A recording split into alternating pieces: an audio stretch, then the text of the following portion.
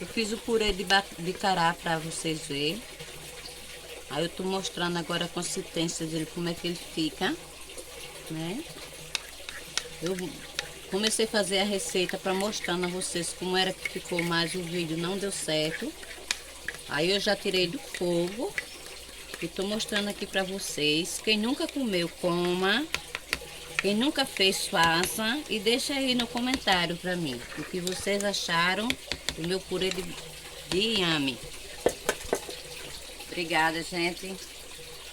E fica com essa delícia aqui com arroz branco e feijão preto. Vai cair muito bem. Obrigada.